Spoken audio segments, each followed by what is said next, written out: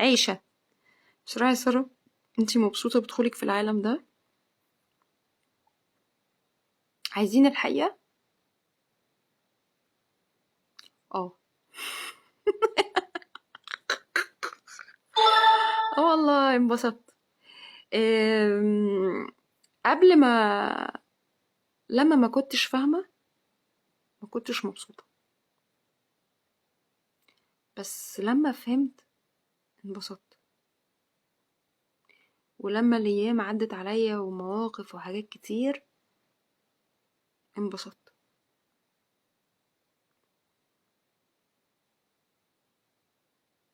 ولما حاجات كتيرة قوي اتغيرت انبسطت.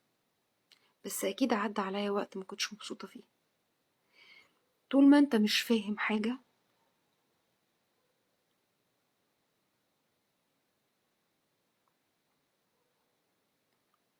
اكيد مش هتبقى مبسوط، بس بعد كده مبسوطة الحمد لله.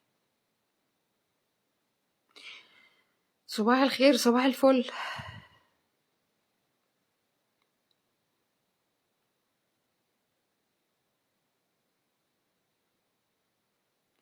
انتي دخلتي فيه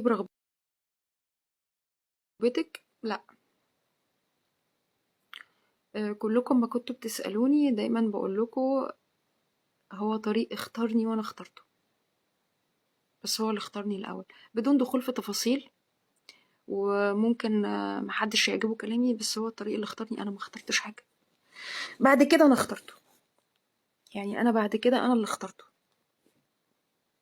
المكسب اكتر ولا الخسارة؟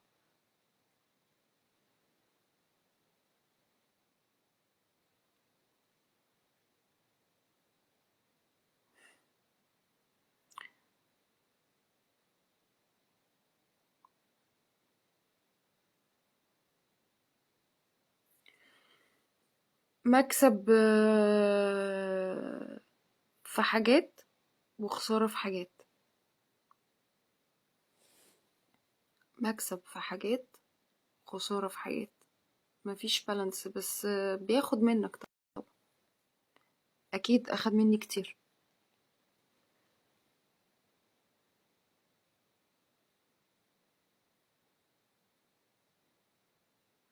وانتوا طيبين يا حبايبي.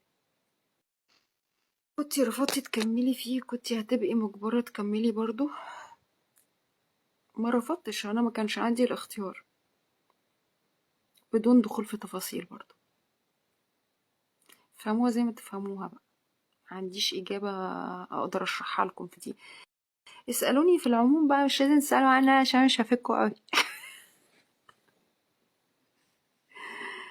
ايه السبب الكوابيس الكتيرة؟ عدم التحصين وذكر الله. سارة فيني أسألك، هلا فقط مفزوعة من فضلك، مش فاهمة يا بنت الجزائر.